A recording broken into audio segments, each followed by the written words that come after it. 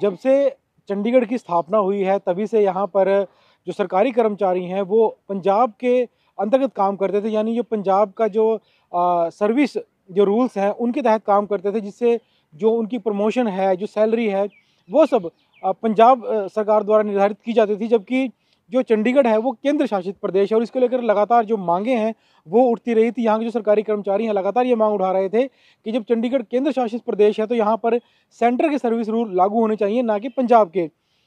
हाल ही में अमित शाह चंडीगढ़ के दौरे पर थे, उन्होंने ये घोषणा कर दी है कि अब चंडीगढ़ में पंजाब के नहीं बल्कि केंद्र के सर्विस रूल्स लागू होंगे, जिसको लेकर जो सरकारी कर्मचारी हैं वो काफ़ी खुश हैं। और जो कर्मचारी जो यूनियनें थी जो लंबे समय से मांग को उठा रही थी, उन्होंने भी गृह मंत्री का धन्यवाद किया है। हमारे साथ चंडीगढ़ टीचर्स एसोसिएशन के प्रधान स्वर्ण सिंह कंबोज मौजूद हैं, इनसे बात करते हैं।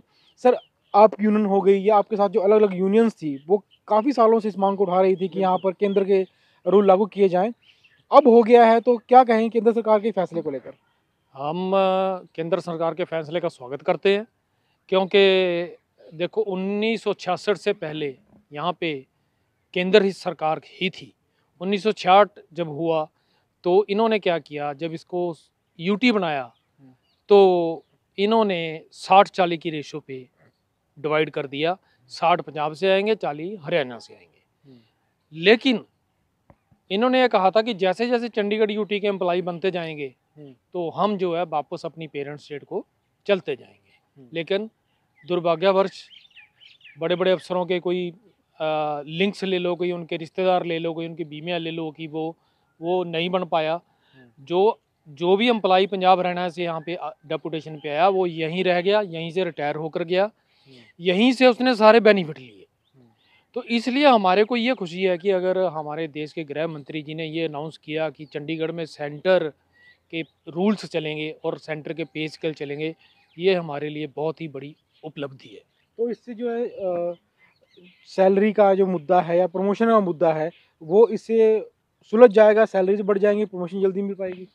बिल्कुल सैलरी का मुद्दा बिल्कुल सुलझेगा। सैलरी का मुद्दे में ऐसा है कि 2 बच्चों तक, जिनके बच्चे +2 तक मतलब पढ़ते हैं, उनको एजुकेशन अलाउंस मिलेगा और एम्प्लॉय को कन्वेंस अलाउंस मिलेगा। और यहाँ पे हमारे पास पहले वाइस प्रिंसिपल की पोस्ट नहीं थी, तो वैसी प्रिंसिपल किसी को भी अपने चाहते को वाइस प्रिंसिपल बना जाता था। अब वाइस प्रिंसिपल की पोस्ट आएगी जो सैंक्शन होगी, विद ग्रेड होगी।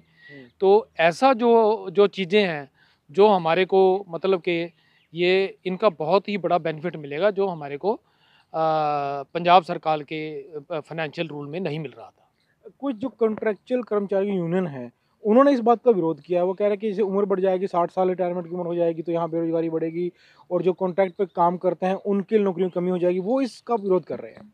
मैं चलो उनसे सहमत हूँ, लेकिन हम नहीं चाहते कि जब भी हमने फाइट की, हमने कभी नहीं चाहा कि 60 साल उम्र कर दो। हम तो कहते हैं सेंटर कल को 58 कर दे, हमारे को कोई इतराज़ नहीं है। लेकिन इससे देखो बेरोजगारी नहीं बढ़ेगी अगर हम सब मिलके, क्योंकि मेन तो देखो सारी स्टेट को चलाना तो सेंटर सरकार ने है।